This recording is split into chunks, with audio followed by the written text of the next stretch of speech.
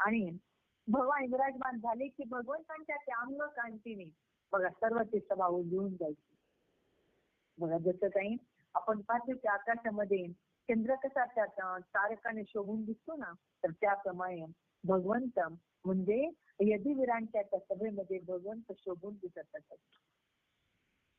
सभेमध्ये उद्योषक वगैरे म्हणजे निर्णय हास्य विनोद करत असत. नटाचार अभिनय करणारे होते, नर्तकी होत्या, त्यांनी सुद्धा भगवंतांना दत्त करून प्रसन्न करायचा प्रयत्न करायचा. मग सगळे भगवंताची सेवा करणारे होते.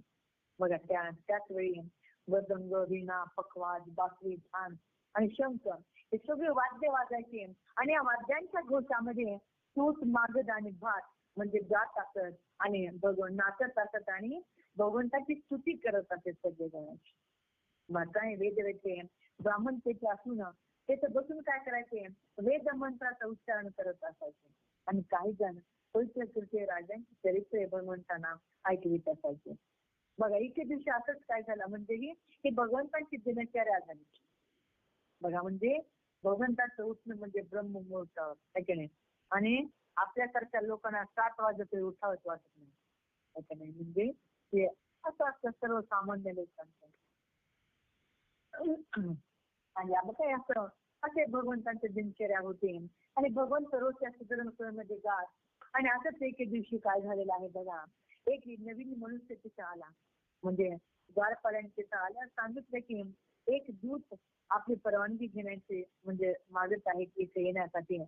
मग त्या भगवंतांच्या परवानगी दिली आणि मग त्याला सभागारामध्ये आणले गेलं. त्या मनुष्याने काय केलं, भगवान श्रीकृष्णांना हात जोडून नमस्कार केला आणि त्या राजांचं जे की राजे लोक त्यांचं दुःख सांगायला सुरुवात केली. तो म्हणाला 20,000 राजे म्हणजे जरासंधाच्या वेळी ते काही त्याला शरण आलेले नव्हते. मग त्याने त्या जरासंधाने काय केलं, त्या 20,000 राजांना बळजबरीने त्याच्या कैदेत ठेवलेलं आहे, त्याच्या किल्ल्यामध्ये सगळ्यांना डांबून ठेवलेलं आहे. मग हे भगवान म्हणजे आता आपले स्वर कोणालाही न कळणारे आहे आणि ते सर्व राजे आपल्याला शरण येऊ इच्छितात. म्हणून प्रभू आणि आपलं अस्तित्व म्हणजे सगळ्यांचं बळी नाहीच करणार असं आपलं अस्तित्व आहे. म्हणून प्रभू हे सर्व राजे आपल्याला शरण आलेले आहेत. आणि भगवान बहुतेक म्हणजे आपण पाहतो सगळे लोक आपल्या कर्मामध्ये गुंतलेले असतात. म्हणजे आपली उपासना म्हणजे उपासना कमी करतात किंवा करतही नाहीत, परंतु आपल्या कर्मामध्ये जास्त गुंतलेले असतात. आणि म्हणून आपण कोणत्या इच्छा पूर्ण करायच्या म्हणजे स्वतःची ज्या ज्या इच्छा आहेत तेच पूर्ण करतात ते जीवनभर, परंतु आपली आठवण काढत नाही.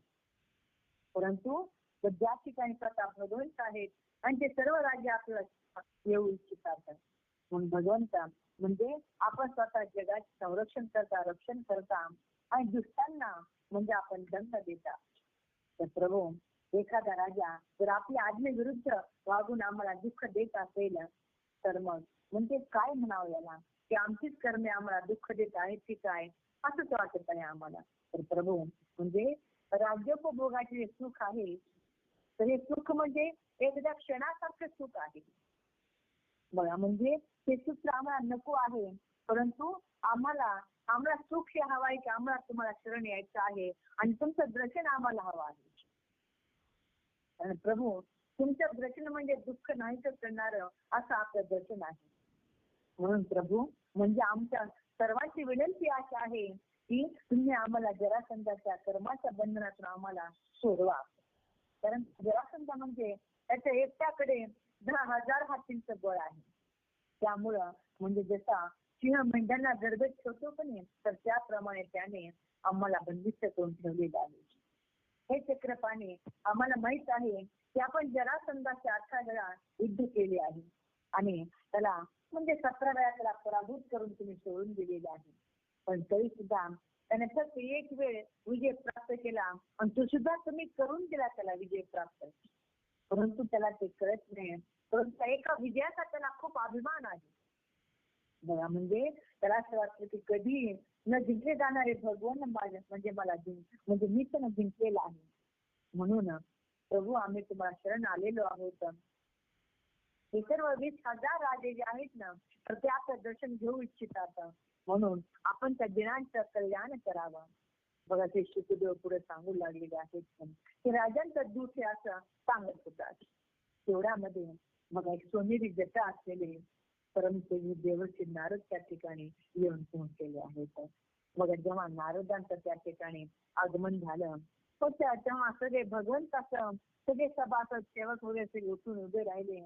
सगळ्यांनी म्हणजे नारदांना मस्तक लावून प्रणाम केलेला आहे.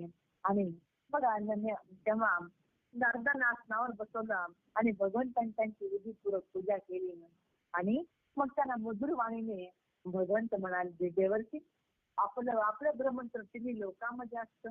बघा तिन्ही लोकांचे सगळं कुशल चाललं आहे ना.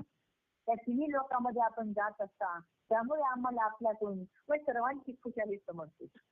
बघा तर ईश्वराने रचलेले हे तिन्ही लोक म्हणजे अशी कोणतीही घटना नाही की जी आपल्याला माहित नाही. कारण या तिन्ही लोकांमध्ये कोणतीही घटना घडली तर ती आपल्याला माहित होते. म्हणून भगवंत म्हणू लागले नारदाला की मी तुम्हाला विचारत आहे, हे सांगा मला की पांडवांचं यावेळी काय चाललेलं आहे. बघा मोठी नारद जे सांगू लागले ते सर्वव्यापी अनंता म्हणजे आपण त्या विश्वाचे निर्माते आहात. म्हणजे ब्रह्मदेवापासून सगळ्यांना आपलंच निर्माण केलेलं आहे. तर आपली माया मी अनेक वेळा पाहिलेली आहे.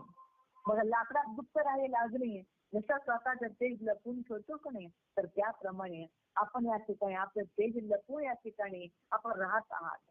म्हणून आपण जे विचारित आहात त्याबद्दल मला काही आश्चर्य वाटत नाही. परंतु हे भगवान म्हणजे हे जग म्हणजे आपली माया आहे.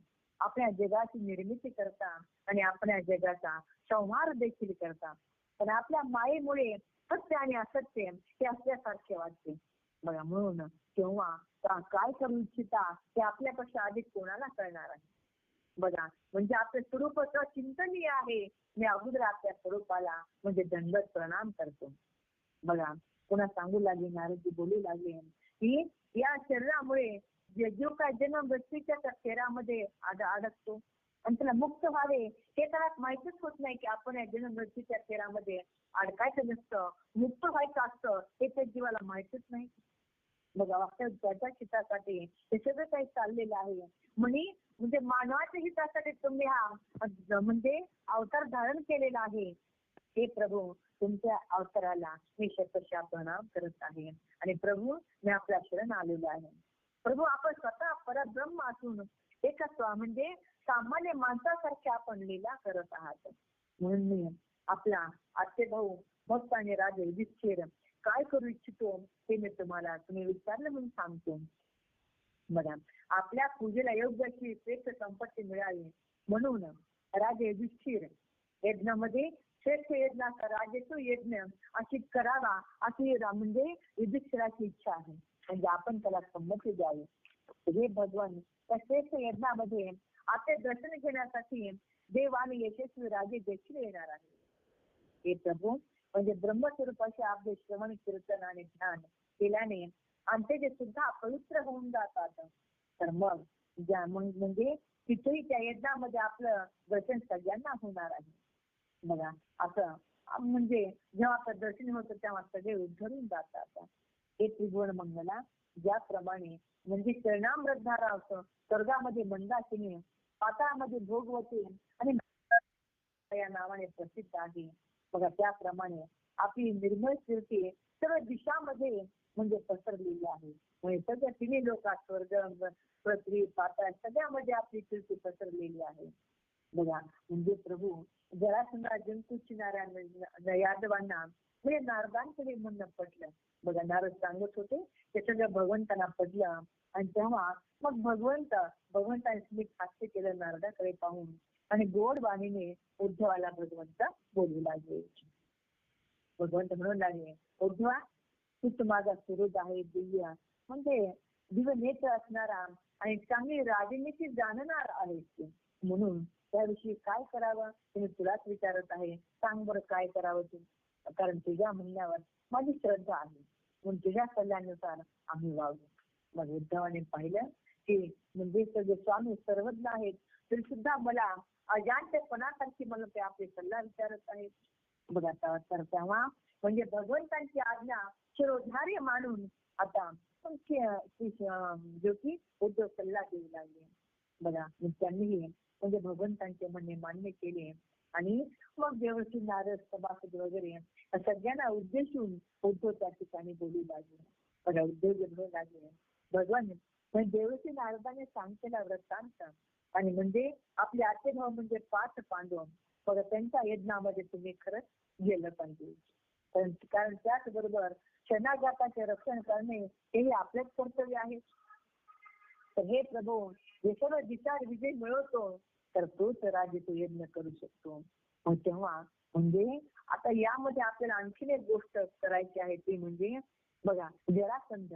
आता जरासंधाला जिंकावं लागेल.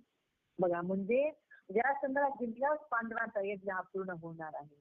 बघा त्यामुळे म्हणजे हे प्रभू हे गोविंदा म्हणजे आपलं मोठं काम होणार आहे. म्हणजे जरासंधा जिंकणं हे काही साधन नाहीये परंतु त्याच्या त्या कैद्यामध्ये जे की 20,000 राजे आहेत ते 20,000 राजे देखील मुक्त होतील. पण जरासंधाला जिंकणं म्हणजे त्याच्याकडे 10,000 हातींचं बळ आहे आणि त्याला पराभूत करू शकणारा फक्त एक जण आहे तो म्हणजे भीमसेन. बघा म्हणजे त्याला काय करावं लागते त्याला त्या द्वंद्व युद्धामध्ये त्याला जिंकावं लागेल. बघा तर समजा आपण जर त्या युद्धाचं आव्हान दिलं तर तो 100 अक्षौहिणी सेना घेऊन आपल्या समोर होतेल. तेव्हा असं न करता आपल्याला एक काम करायचं आहे. कारण जरासंध हा ब्राह्मणांचा भक्त आहे. मग तेव्हा ब्राह्मणांनी जर त्याच्याकडे काही याचना केली तर तो त्यांना कधीच नाही म्हणत नाही असं जरासंध आहे. म्हणून भीमसेन काय करावं की ब्राह्मणाचा वेश घ्यावा आणि त्याच्याकडे जाऊन युद्धाची दीक्षा मागावी. कुणाकडे जाऊन जरासंधाकडे जाऊन. बघा म्हणजे त्या आपल्या उपस्थितीमध्ये ते द्वंद्व युद्ध सुद्धा म्हणजे भीमसेन आणि जरासंधामध्ये द्वंद्व युद्ध होईल आणि म्हणजे तेव्हा भीमसेन त्या जरासंधाला मारील यात त्यामुळे शंका वाटत नाही. बघा म्हणून प्रभू आणि यामुळे काय होईल म्हणजे जरासंधाचं वध तर होईलच होईल परंतु त्याच्या कैदेमध्ये असणारे म्हणजे की 20,000 राजे आहेत त्याच्या राजांची सर्वांची सुटका होऊन जाईल. बघा आणि सर्व राजे सुटका झाली की ते सर्व राजे आपल्या यशाचं गायन करतील. म्हणजे त्याच्या पत्न्या वगैरे म्हणजे सगळेजण ते मग सगळेजण आपली कीर्ती गातील. म्हणून प्रभू मला तर असं वाटत आहे की म्हणजे आपण जरासंधाच्या पुष्कळ गोष्टी साध्य करून देतील आणि म्हणून म्हणजे आपलंही प्रभाव या ठिकाणी वाढेल आणि म्हणजे युधिष्ठिराचा राजाचं यज्ञ देखील पार पडेल. मग असं त्या ठिकाणी म्हणजे उद्धवजीने भगवंतांना सल्ला दिलेला आहे. म्हणजे आपण पाहतो की भागवतामध्ये प्रत्येक गोष्ट ही महत्वाची आहे. बघा म्हणजे प्रत्येक गोष्टीकडे आपण लक्ष देऊन ऐकावं आणि प्रत्येक गोष्ट ही आपल्या गळी उतरावी किंवा प्रत्येक गोष्ट आपण चांगल्या प्रकारे ग्रहण करावी. म्हणजे याच्यामधलं म्हणजे प्रत्येक लीला ही भगवंतांची आहे. म्हणून आपलं लक्ष भगवंतांच्या लीलेकडे असावं. तर मी आज त्या ठिकाणी थांबते आहे.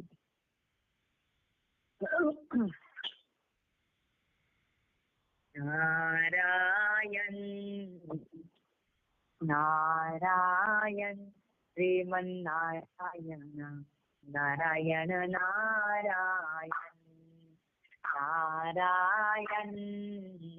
नारायण श्रीमन्नारायण नारायण नारायण श्रीमन्नारायण नारायण श्रीमन्नारायण नारायण नारायण नारायण नारायण श्रीमन्नारायण नारायण नारायण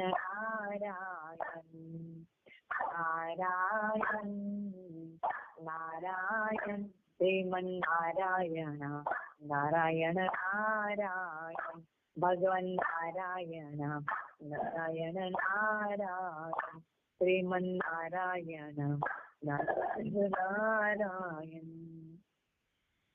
आज महाशिवरात्री आहे बरं का. म्हणजे आज कसं भगवान शिव आणि गौरी यांचं लग्न झालेलं आहे. तसं आपण त्यामुळं थोडं आपण म्हणजे महादेवाचं चिंतन करूया, थोडं भजन करूया. सगळेजण आपल्या जागेवर बसून म्हणजे म्हणजे आपण महादेवाचं सगळेजण भजन करूया. फक्त म्यूट काढू नका. सगळेजण आपलं आपलं भजन करा. ओके. ओम नमः शिवाय, ओम नमः शिवाय, हरे हरे भोले नमः शिवाय, नमः शिवाय, ओम नमः शिवाय, हरे हरे भोले नमः शिवाय. गंगाधराय शिव गंगाधराय, हरे हरे भोले